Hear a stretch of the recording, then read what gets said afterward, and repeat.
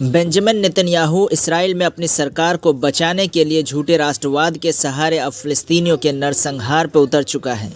Israel की सेना और उसकी एजेंसी मोसाद के बारे में सब जानते हैं कि वो कभी फेल नहीं होती और दशकों से ये बात साबित होती आई है।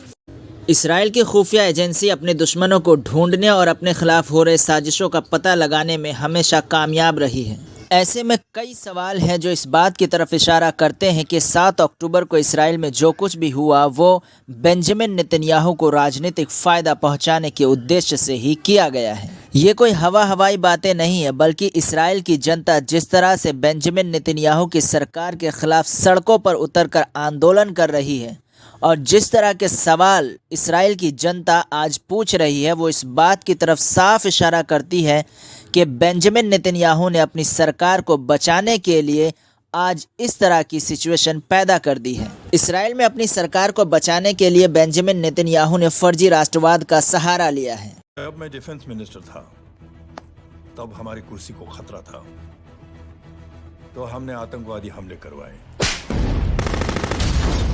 काउंटर अटैक में हमारे कुछ जवान भी शहीद हो गए।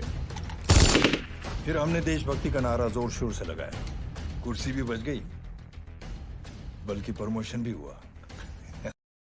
ठीक इसी तरह अपनी सरकार को बचाने के लिए नेतन्याहू ने फर्जी राष्ट्रवाद का सहारा लिया है। इसराइल में भी नेतन्याहू सरकार के खिलाफ बड़े स्तर पर विरोध प्रदर्शन किया जा रहा है। नेतन्याहू की सरकार पर भ्रष्टाचार के कई आरोप हैं।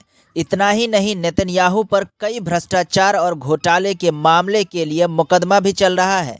साल 2023 की शुरुआत में इसराइल के 20 शहरों में नेतन्याहू के खिलाफ लोगों ने प्रदर्शन किया। यहाँ लोगों ने एंड ऑफ डेमोक्रेसी के नारे लगाए और नेतन्याहू की सरकार को विश्व शांति के लिए खतरा बताया। इसराइल के प्रदर्शनकारियों की ये बात आज पूरी तरह से सच साबित हो गई है। आज किस तरह से एक तानाशाह की सनक ने दुनिया को तीसरे विश्व युद्ध के सामने लाकर खड़ा कर दिया है। 2023 की शुरुआत से ही हजारों लोग सड़कों पर उतरकर बेंजामिन नेतन्याहू के खिलाफ प्रदर्शन कर रहे हैं। साथ ही इस्तीफे की मांग भी की जा रही है। यहाँ तक कि लोग उन्हें हत्यारा तक कह रहे हैं। Bibi is a murderer. That's what the people behind me are chanting. Bibi is a murderer. So high here that people are blaming Prime Minister Benjamin Netanyahu for getting into this mess, for thinking about his own political situation for the past number of years and not about protecting. प्रदर्शनकारियों का मानना है कि Netanyahu अपनी राजनीतिक अस्तित्व को बचाने के लिए देश की सुरक्षा से खिलवाड़ कर रहा है। जिस तरह से इसराइल में नेतन्याहू के खिलाफ जन आक्रोश बढ़ता जा रहा था, ये इस बात की तरफ साफ इशारा कर रहा था कि आने वाले चुनाव में बेंजामिन नेतन्याहू को गद्दी छोड़नी पड़ेगी। जब मैं डिफेंस मिनिस्टर था तब हमारी कुर्सी को खतरा था, तो हमने आतंकवादी हमले करवाए। काउंटर अटैक में हमारे कुछ जवान भी शहीद हो गए। फिर हमने देशभक्ति का नारा जोर शोर से लगाया।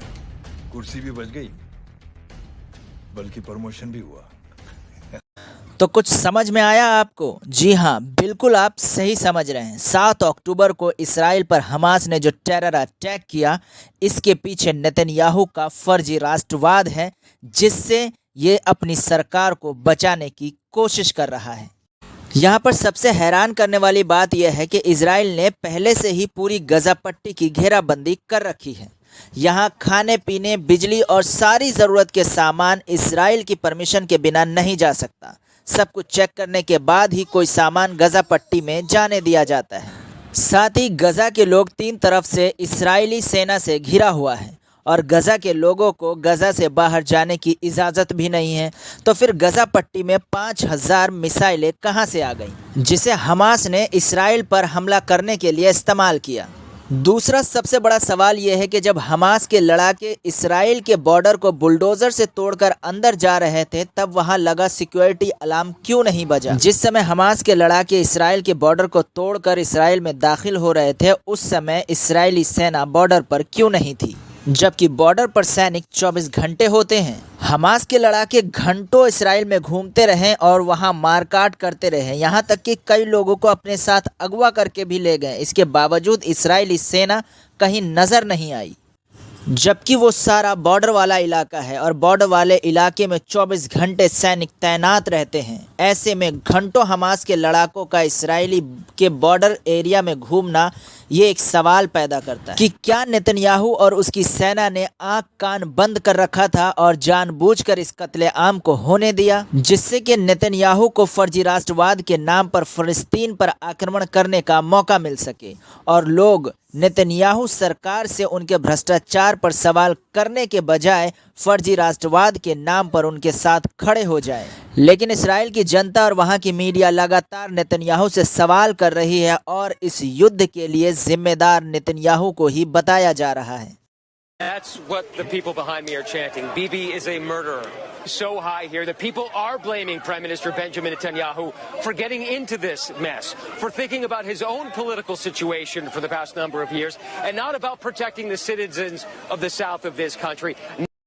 हाल ही में नेतन्याहू के खिलाफ भ्रष्टाचार, धोखाधड़ी और विश्वासघात के मामले में आरोप तय किया गया था, जिसके बाद से इसराइल में नेतन्याहू की सरकार के खिलाफ लोगों का आक्रोश बढ़ता जा रहा था और ये माना जा रहा था कि आने वाले चुनाव में नेतन्याहू को सत्ता वापस नहीं मिलने वाली है।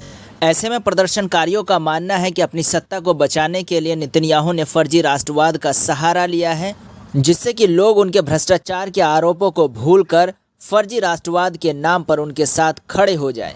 लेकिन कई इजरायलियों का मानना है कि हमास की गलती की सज़ा पूरे फ़िलिस्तीनियों को नहीं दी जा सकती। बेंजामिन नेतन्याहू को यह नरसंहार तुरंत रोकना चाहिए। पूरी दुनिया में इसराइल और बेंजामिन नेतन्याहू के खिलाफ प्रदर्शन किया जा रहा है। साथ ही फ़िलिस्तीनियों के नरसंहार पर जल्द से जल्द रोक लगाई जाए, ऐसी मांग की जा रही है। इसराइल की जनता इस बात से बखूबी वाकिफ़ है कि बेंजामिन नेतन्याहू सिर्फ अपनी सरकार को बचाने के लिए फर्जी राष्ट्रवाद का सहारा ले रहा है, लेकिन आने वाले चुनाव में बेंजामिन नेतन्याहू की पार्टी को इसका खामियाजा भुगतना पड़ेगा।